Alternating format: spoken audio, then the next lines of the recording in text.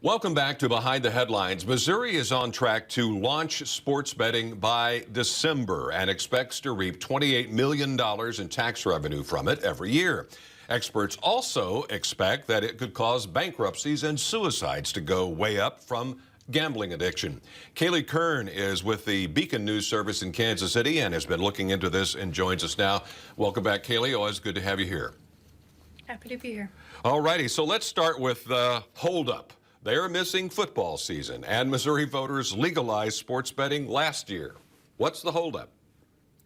Yeah, so the Missouri Gaming Commission had originally thought that it could have sports betting live by this summer. Obviously, that didn't work out. It had tried to reach that goal by fast-tracking the rules-making process so that it could get the ball rolling more quickly. But the Secretary of State, Denny Hoskins, rejected that emergency rules request because he said it wasn't an emergency and the normal rules-making process was needed to make sure that this was all done properly. And so between making all new rules for sports betting here in Missouri and investigating the organizations and individuals applying for sportsbook licenses. The Gaming Commission said that it just needs time to get through everything, but that it's on track to meet the legal deadline of December 1st. So the Gaming Commission, as you noted, created a new fund for helping compulsive gamblers. Tell us about that. Yeah, that's the Compulsive Gaming Prevention Fund, which will be funded through part of the taxes collected on sports wagers. So every year it will get $5 million or 10% of the taxes collected, whichever is more. And that fund, which is overseen by the Missouri Gaming Commission, is going to be used for things like providing counseling services, developing treatment and prevention programs, and supporting organizations around the state that are helping people with gambling disorders. So is there a good estimate or an official number about how many people gamble in Missouri or come to Missouri to gamble? Yes, according to a 2022 study, about 3.1 million Missourians participate in some kind of gambling every year. And of those 3.1 million, about 200,000 are believed to have a gambling disorder, and another 1 million are believed to be at risk of developing one. So what happens to those numbers when a state legalizes gambling, or in our case, sports betting on top of gambling, the casinos, the lottery?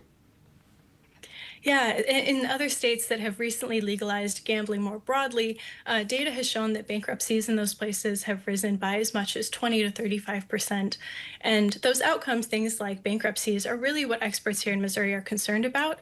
Their main concern isn't that the number of people with a gambling addiction will necessarily rise too dramatically as a result of sports betting being legalized, but that because you can just pull out your phone in your living room and place a wager, it could mean that for people already dealing with a gambling disorder, things like bankruptcies and suicides and other outcomes like that could become worse.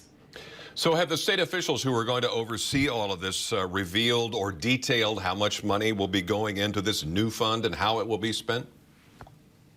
Yes, so in terms of the fund, the money will be split between covering the Gaming Commission's regulatory expenses, this new fund for compulsive gaming prevention, as well as education. And then within that fund, there's not a whole lot of detail yet about how exactly that money is going to be spent for this upcoming fiscal year's state budget. The General Assembly approved $4 million to be taken from the fund and given to the Missouri Department of Mental Health for things like prevention and education services related to compulsive gambling. But when I requested an interview with the department to learn a little bit more about what those services could look like, a spokesperson declined.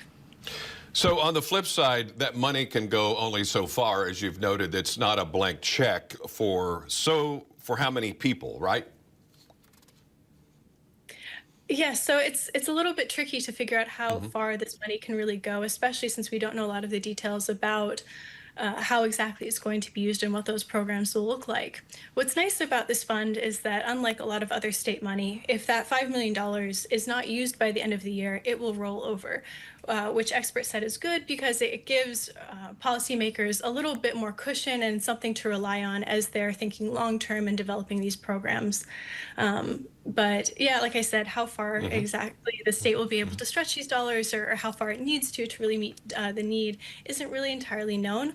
But experts are optimistic that this money, especially since it is secure and won't be taken back out, if it's used in a thoughtful and targeted way, can really help a lot of people in the state.